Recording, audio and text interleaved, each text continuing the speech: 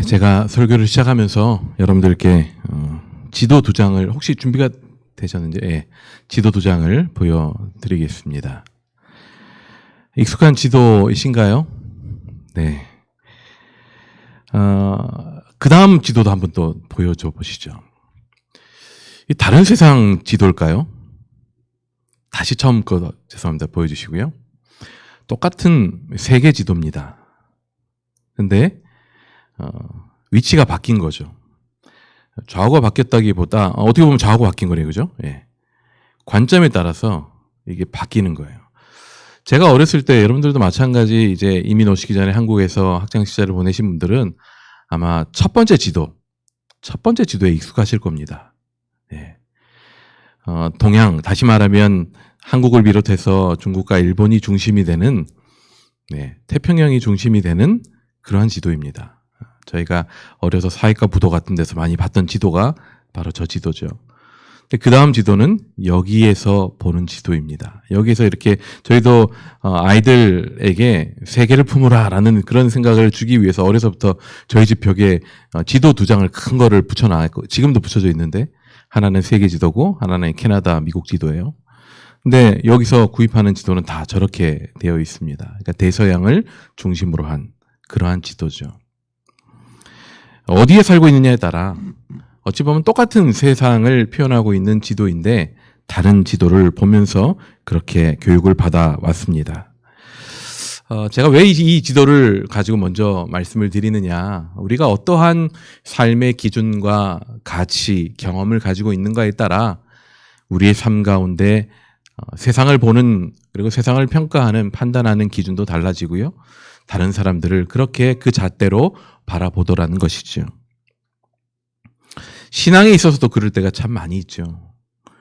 내가 가지고 살아왔던 신앙의 경험들, 또 내가 이제까지 들어왔던 목사님 영향을 받아왔던 목사님들의 그 말씀들의 기초에서 내가 배워온 말씀의 어떤 해석의 방식에 따라서 우리는 성경을 읽기도 하고 또 다른 누군가의 신앙을 죄송합니다. 감히 판단하기도 하고요. 평가하기도 합니다. 그럼 우리들에게 그리스도인으로서 중요한 게 무엇일까?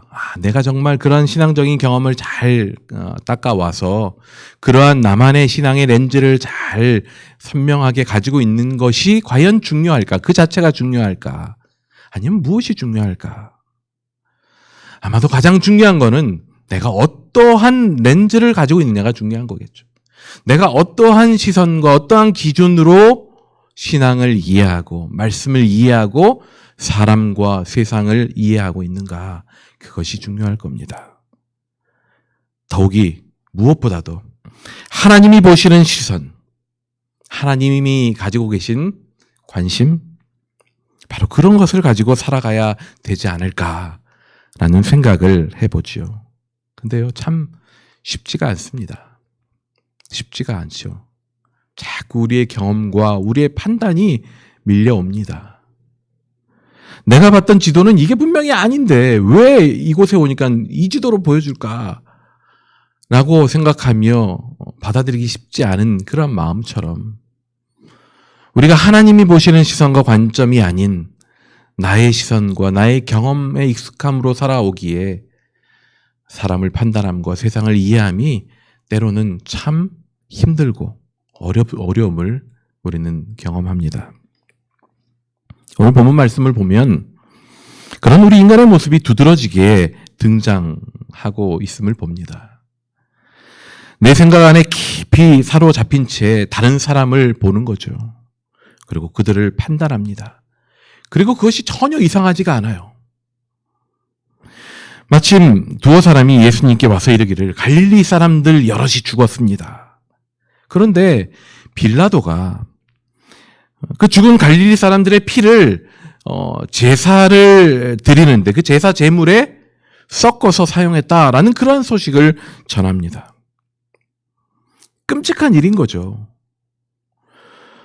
이는 아마 당시 갈릴리 사람들 가운데 종종 일어났던 소위 유대 혁명의 여러 모습들, 이런 모습들을 이제 제압하고 억압하는 과정에서 아마도 이루어진 뼈아픈 그러한 모습일 겁니다. 예수님께 달려온 이들이 그렇게 죽은 갈릴리인들이 죽은 것도 모자라서 죽은 후에 그들의 피까지 어찌 보면 더럽힘을 당한 거잖아요. 그죠? 그 점에 주목하고 있습니다. 그리고는 이렇게 판단합니다. 그들의 죄가 그만큼 컸기 때문이다. 근데 예수님은 뭐라고 반응하십니까? 예수님은 저마다 자신의 기준으로 고집하던 그들의 시선에 문제가 있다라는 것을 오히려 지적하시죠. 2절에서 예수님께서 이렇게 반응하십니다. 너희는 이 갈릴리 사람들이 이같이 해받음으로 모든 다른 갈릴리 사람보다 죄가 더 있는 줄 아느냐? 소식을 듣고 왔던 이들은 분명히 이렇게 생각하고 있습니다. 갈릴리 사람들이 그렇게 죽임을 당하고 또 그렇게 이방의 제사, 제물에 섞여서 드려짐을 당한 일을 볼 때 분명히 그렇게 치욕스러운 일을 당하는 것을 보니까 그 죽임을 당한 자들, 그들은 아마도 많은 죄가 있기 때문일 것이다 라고 그렇게 생각했던 것입니다. 그들이 가진 죄가 그러한 치욕적인 죽음의 심판으로 이어질 수밖에 없었다라고 생각한 거죠. 물론 죄에 대해 철저한 징계와 심판을 말씀하셨던 우리가 구약 신명기에 보면 이러이러하면 복을 받을 것이고, 다시 말해 하나님께 순종하면 복을 받을 것이고, 하나님의 말씀을 따르지 않으면 너희들은 심판받을 것이다라는 복과 화에 대한 분명한 메시지가 담겨 있죠. 이제 가나안 땅, 약속의 땅으로 들어가기 전에 하나님께서는 그들에게 명확한 기준을 제시해 주셨습니다. 하나님은 분명히 죄에 대해서 심판하시는 하나님이십니다. 그렇게 생각할 수도 있겠죠. 하지만 비록 외형적으로 징벌로 보일 수 있는 그러한 사건이라고 해도 그것이 반드시 범죄함의 결과요, 심판이라고 섣불리 해석해서는 안 되는 것입니다. 구약 욥기에도 보면 욥이 고통을 받죠. 하지만 그 고통받는 인생을 보면서 주변 친구들이 뭐라고 얘기합니까? 그것이 바로 죄의 결과다 라고 그렇게 얘기합니다. 하지만 그의 인생은 어떻습니까? 실상 그러한 것이 아니었잖아요. 또 나면서부터 소경된 자가 있었습니다. 그 사건에서 역시 이 맹인으로 난 것이 누구의 죄로 말미암은 것이냐라는 그러한 질문에 예수님께서 뭐라고 대답하십니까? 이것은 하나님께서 일하시기 위해 하나님이 하시는 일을 나타내고 드러내기 위함이다라고 그렇게 말씀하셨죠. 그의 질병이 누군가의 죄의 결과, 심판의 결과가 아니라는 것을 분명하게 말씀해 주셨습니다. 우리가 보는 시련과 아픔의 본질을 그저 죄의 결과라고만 생각하는 것은 매우 위험하죠. 하지만 예수님께 나왔던 그들은 그런 시선을 가지고 있었습니다. 예수님은 그들의 시선을 돌려야 될 필요를 보신 거죠. 그래서 이렇게 말씀하시죠. 죽은 그들이 죄가 더 많고 적은 것이 중요한 것이 아니다.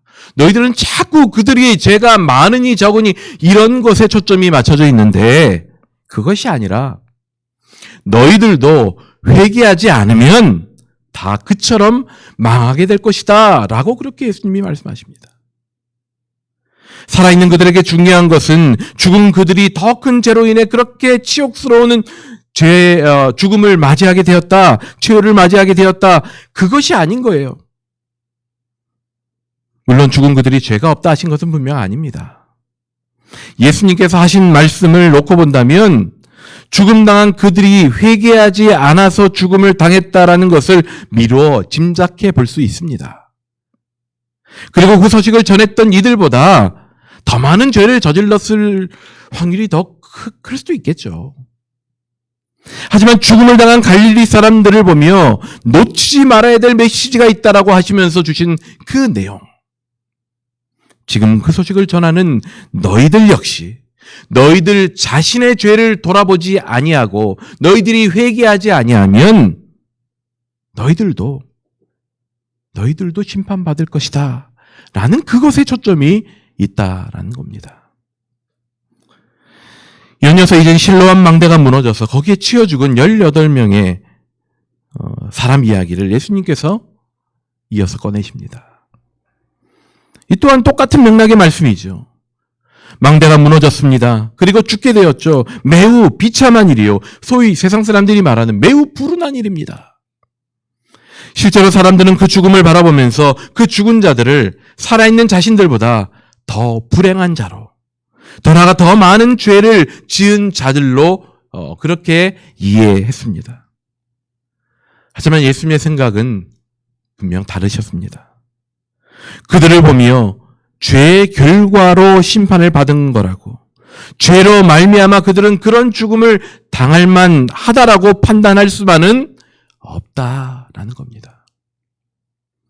무너진 망대에 깔려 죽은 자들은 자신들보다 더 많은 죄를 지었기에 그렇게 죽을 수밖에 없었던 것이다라고 생각하던 이들에게, 그리고 그렇게 죽음을 당하지 않은 자신들을 보며 한편으로 안도하고 동시에 자신들은 그만큼은 죄를 짓지 않았다라고 스스로 위안하고 있는 그런 사람들의 내면, 그들의 마음을 예수님께서 똑같이 지적하고 계시죠. 예수님은 그리고는 다시 한번 3절에서 하셨던 말씀처럼 똑같은 말씀을 하십니다. 너희에게 이르노니 아니라 너희도 만일 회개하지 아니하면 다 이와 같이 망하리라. 반복해서 이 메시지를 전하십니다. 망대에 깔려 죽은 이들을 향한 시선을 자기 자신에게로 돌리게 하시는 거죠. 그들의 죄가 어떠한지 왈가왈부할 것이 아니라는 거예요.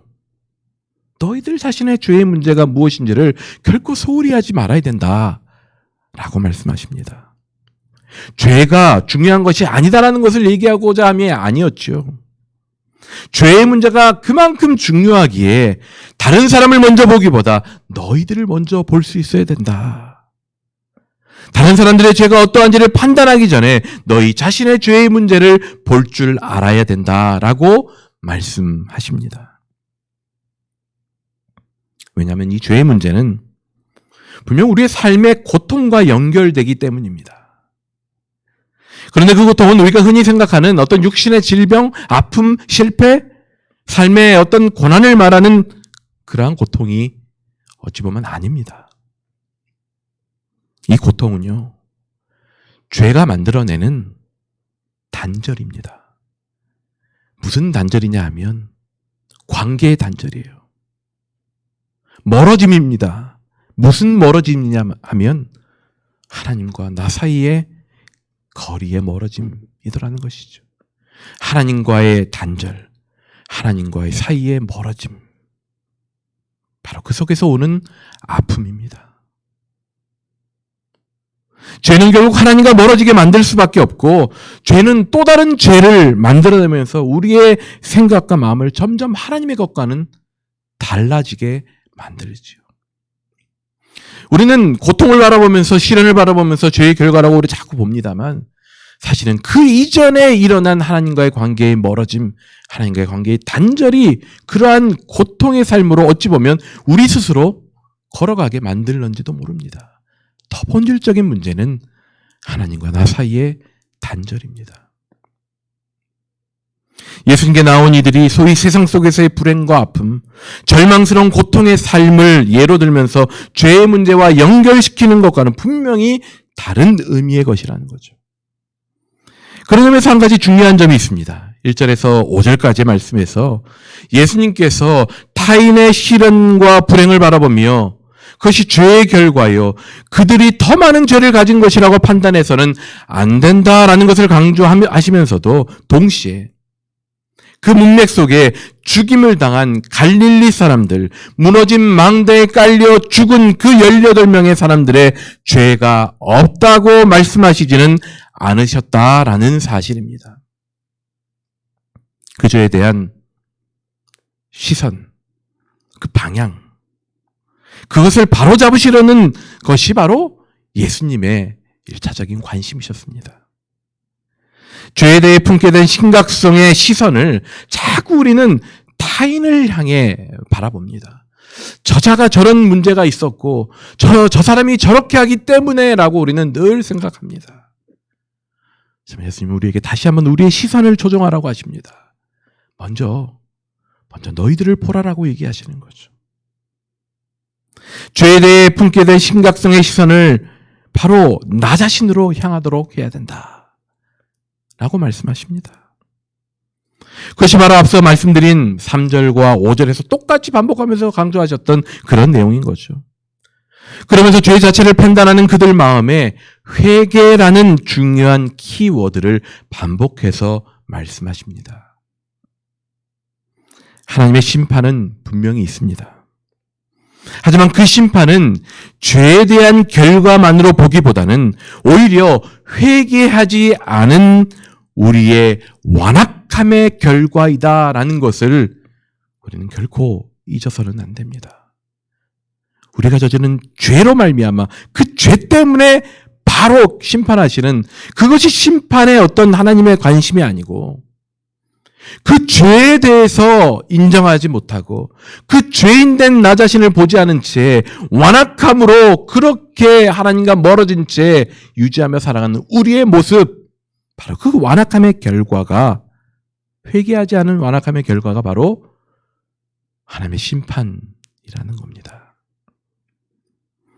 회개는 철저히 회개하는 당사자의 사건입니다. 회개는 누구와 비교하면서 회개 여부가 달라질 수 있는 것이 아닙니다. 회개 당사자가 개인일 수도 공동체일 수도 있지만 회개라는 것이 다른 누군가와 나를 비교해서 이럴 때는 해야 되고 이럴 때는 하지 않아도 되는 것이 아닌 것이죠.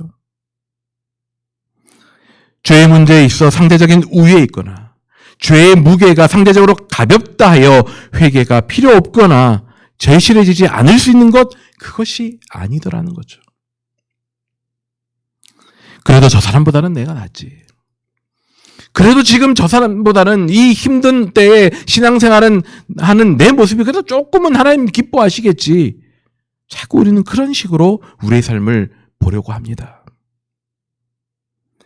어디까지나 자기 자신이 보는 그 정도 선에서 그저 그 사람과 나를 비교하고 그나마 내 신앙생활의 긍정적인 면만을 그냥 확인하고 그렇게 넘어갈 때가 자주 있습니다. 무너진 실로암 망대로 인해 죽은 그 18명, 그들과 자신을 비교하며 그래도 그 사람들 정도 내가 죄가 있는 건 아니니까 라고 생각하며 나름 내 수준의 정도로 살아가는 것에 만족하기도 합니다. 정작 자신의 죄에 대해서는 무지한 채 정직하게 내어놓고 회개하지 못한 채 그렇게 살아가더라는 것이죠. 하지만 예수님께서는 그런 이들을 향해 그리고 우리들을 향해 분명하게 말씀하십니다. 너희들의 죽고 사는 건 너희들 자신의 회개 여부에 달려있다라는 걸 말이죠. 너희들이 판단하는 죄의 적고 많음이 아니라 그렇게 상대적인 비교로 너희들이 안전하게 되는 것이 아니라 너희들의 회개 여부에 너희들의 내일이 결정되어 있다라는 것입니다. 그리스도인이 달려가는 인생의 여정 속에 우리에게 필요한 것은 남들보다 나은 신앙이 아니라 나 자신과 하나님과의 관계 속에서 얼마나 친밀하게, 얼마나 정직한 회개가 이루어지고 있는지, 얼마나 하나님과의 그 하나님 앞에서의 나 자신의 정결함이 유지되어지기 위해 애쓰고 주님의 도우심을 구하고 있는지, 바로 거기에 달려있다라는 것을 예수님은 말씀하고 계시는 거죠. 내가 드리는 진실한 회개를 통해 나와 하나님과의 관계, 그 성숙 여부가 달라져 갑니다. 내가 어떻게 하면 신앙이 성장할 수 있을까? 내가 어떻게 하면 신앙이 성숙해져 갈 수 있을까? 아니, 내 인생이 내가 사람으로서 얼마나 성숙해져 갈 수 있을까? 성경이 가르쳐주는 가장 확실한 방법 중에 하나가 나 자신을 바라봄으로 정직하게 회개하는 삶이더라는 겁니다. 그것이 바로 하나님과의 나 사이의 관계를 새롭게 해가기에 자동적으로 우리의 인생이, 우리의 인격이, 우리의 삶이 성숙하고 성장해 갈 수밖에 없다는 거예요. 이제 겨우 초등학교 저학년인 한 아이가 있었습니다. 하루는 잠자리에 들어가 있다가 시간이 얼마 지났는데 갑자기 조용히 흐느끼면서 엄마, 아빠를 찾더라는 거예요. 왜 우냐고 묻는 아빠, 엄마에게 아이가 이야기하기 시작합니다. 정확히 언제인지는 기억이 잘 안 나는데 아마도 한 유치원 다닐 무렵쯤이었던 것 같다라면서 얘기를 합니다. 엄마, 아빠 따라서 마트에 갔다가 캔디가 너무 먹고 싶어서 엄마한테 캔디 사달라고 쫄랐는데 엄마가 안 사주시더라는 거죠. 그렇게 해서 마음이 그냥 우울해진 채 그렇게 이제 계산대에 서 있는데 아니나 다를까 계산대 옆에는 그런 캔디들이 막 있잖아요. 자기도 모르는 사이에 계산대 옆에 있는 그 캔디 하나를 슬며시 손에 쥐고 그렇게 마트를 나왔답니다. 그리고는 몇 년이 흐른 거예요. 작은 아이의 머릿속에 그때 일이 갑자기 떠올랐답니다. 그리고는 주체할 수 없는 두려움과 죄책감에 빠지게 들었습니다. 하나님께서 얼마나 나를 실망스러워할까? 하나님이 나를 지금 당장 벌 주시면 어떨까? 정말 그 어린 마음에 얼마나 무서웠을까? 두려웠을까요? 하나님을 믿고 하나님이 살아계신다라고 교회에서도 배웠고 엄마 아빠한테도 배웠고 믿고 있는 것 같은데 예수님이 나를 사랑하셔서 이 땅에 오셨다라고 계속 가르쳐 주시는데 그렇게 사랑하는 하나님의 마음, 예수님의 마음을 아프게 했다라는 그 마음이 어린 그 마음 속에 밀려 들어오는 걸 주체를 못하게 됐던 거죠. 그러면서 그만 그 아이는 어찌할 방법을 모르니 그렇게 흐느껴 울기 시작한 겁니다. 아빠가 아이의 손을 잡습니다. 그리고 아이를 위해 기도합니다. 하나님, 이 아이의 마음속에 그때의 그 일이 몇 년이 지났지만 지금 기억나게 해주셔서 감사합니다. 그리고 그 마음을 두려움과 불안함 가운데 내버려 두지 마시고 용서해 주셔서 편안한 마음 가질 수 있게 달라고 그렇게 기도합니다. 그리고 마지막으로 이렇게 기도합니다. 앞으로는 절대로 그런 잘못, 그런 죄를 저지르지 않을 수 있게 해달라고. 우리가 저지르는 죄가 하나님 앞에 얼마나 무서운 것인가를 이 아이가 일평생 기억하고 살아갈 수 있게 해달라고. 그렇게 예수님의 이름으로 기도했습니다. 이 아이의 죄와 소위 세상의 수많은 부정과 비리와 폭력과 입에도 담기 힘든 그러한 죄를 저지르는 수많은 이들의 죄, 아니 우리 모두의 죄, 우리 어른들의 죄, 과연 누구의 죄가 더 클까요? 세상의 수많은 죄들이 캔디 하나를 훔친 이 아이의 죄와는 비교할 수 없이 크다라는 것에 모두가 동의하실 겁니다. 하지만 이 아이는 캔디 하나를 훔쳤던 그 죄로 인해 하나님과 멀어지는 것이, 하나님을 실망시켜드리는 것이, 그리고 하나님이 나를 벌 주실 수도 있다라는 그 심판에 대한 두려움, 이 모든 것이 함께 몰려오면서 무서웠습니다. 이 어린아이는 세상의 수많은 더 큰 죄들을 자신의 죄와 비교하지 않았습니다. 작은 아이의 행동은 철저히 하나님 앞에 선 자신의 모습에 대한, 캔디를 훔친 자신으로서 생각할 때는 엄청난 죄에 대한 회개였습니다. 이 아이는 그 회개와 함께 자유함을 얻었을 겁니다. 부끄러운 자신의 모습이었지만 엄마와 아빠에게 내놓았습니다. 무엇보다도 부끄러운 자신의 그 죄의 문제를 하나님 앞에 내어드렸죠. 작은 아이의 회개 속에 하나님의 크신 은혜가 임하지 않았을 리가 없겠죠. 오늘 본문 두 번째 부분에 예수님께서 주시는 비유의 말씀 속에 바로 그러한 하나님, 우리 죄가 무엇이든 우리가 회개할 때 하나님은 어떻게 반응하시는 하나님이신가를 그 다음에 나오는 말씀을 통해 우리는 보게 됩니다. 한 사람이 포도나무에 무화과 나무를 심었습니다. 하지만 몇 해가 지나도 열매가 맺혀지지 않는 거예요. 주인이 포도원지기에 이릅니다. 내가 3년을 지켜봤는데 열매가 나지 않는 이 나무 이제 찍어버려라고 그렇게 얘기하죠. 포도원지기도 보았습니다. 3년의 시간을 꼬박 보았습니다. 아무 소식 없는 그 나무를 그도 보았습니다. 그 마음속에도 포기하고 싶은 생각이 왜 없었겠습니까? 하지만 그때 포도원지기가 말하죠. 주인님, 올 한 해만 그냥 좀 놔둬주십시오.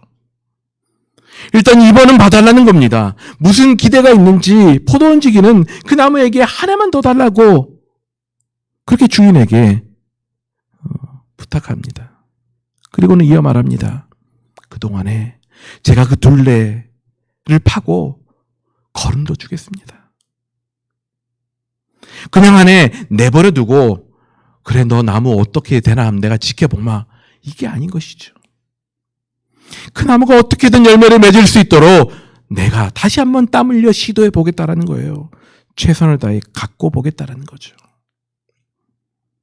포도원지기, 여러 성서학자들은 이를 두고 예수님이라고 말합니다. 그렇습니다. 누군들 열매 맺지 않는 나무는 찍어버리고 싶어 할 겁니다. 괜히 자리만 차지하고 정도 가지 않을 겁니다. 좀 심하게 말하면 회개하지 않는 영혼, 앞서 말씀대로 우리를 향한 심판의 죄의 결과만이 아니라 오히려 회개하지 않는 완악함으로 인함이라고 한다면 그런 회개하지 않는 영혼은 하나님께서도 결국 심판하실 수밖에 없는 영혼입니다. 하지만 하나님은 예수님을 통해 그 나무에게 다시 한번 기회를 주시기로 작정하셨습니다. 예수님께서 십자가를 향해 걸어가신 그 궁극적인 이유는 죄를 심판하시기 위함만이 아니었습니다. 십자가는 오히려 우리가 누구인지를 분명하게 보여주시는 사건입니다. 여러분, 십자가를 두고 정말 무서운 칼을 들고 심판하시기 위한 그러한 일이다라고만 생각하지 마십시오. 오히려 십자가는 우리가 누구인지를 분명하게 보여주시기 위한 사건입니다.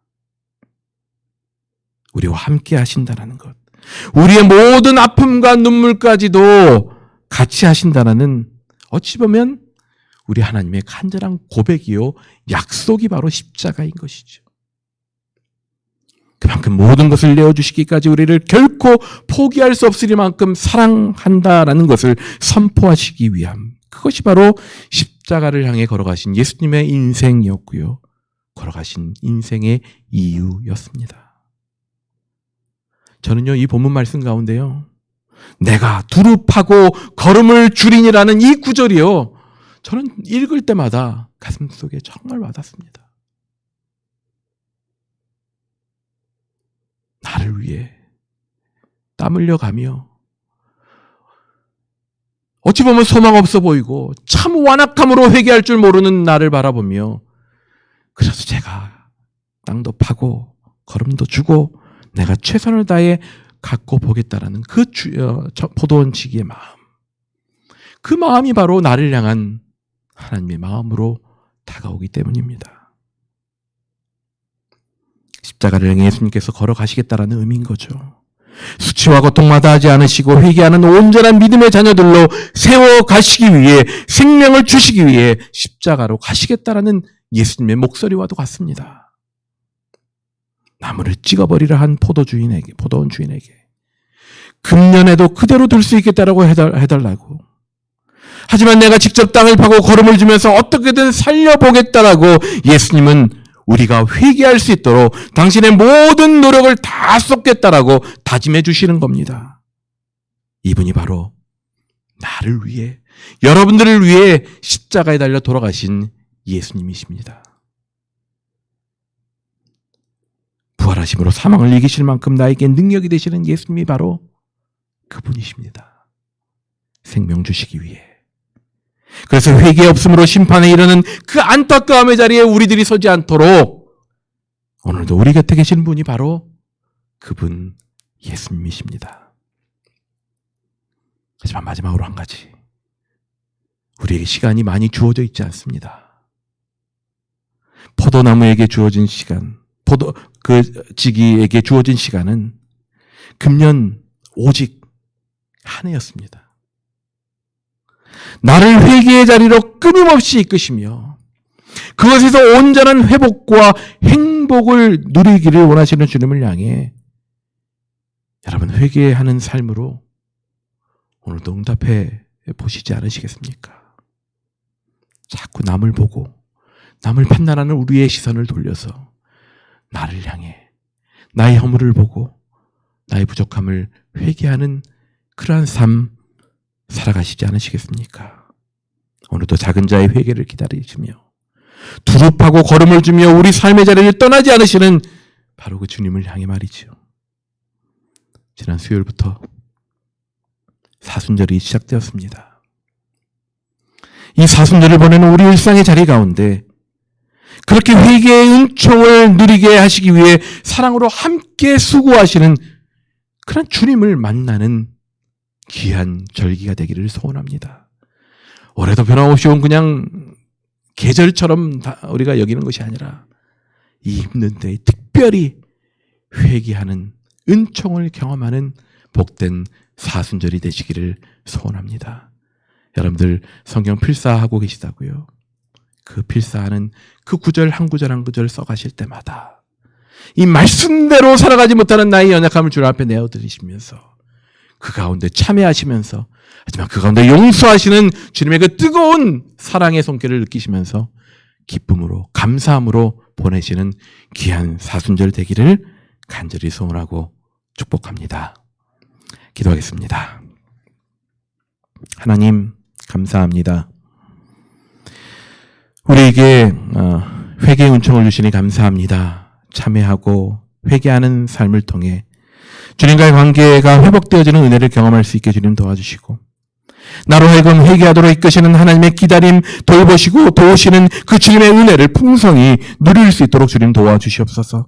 나 자신의 삶이 우리 가족과 우리 교회 공동체가 참여함에 둔감해지지 않도록 주님 도와주셔서 늘 날마다 영적인 깨어있음으로 회개함으로 날마다 새로워지며 주님과 동행하는 복된 삶 살아내는 우리 모두가 될 수 있도록 주님 도와주시옵소서. 작은 자의 회개를 통해 일하시는 주님의 크심을 경험하는 귀하고 복된 사순절 이 기간이 될 수 있기를 다시 한번 간절히 소원하오며 귀하신 주 예수 그리스도 이름으로 기도드립니다.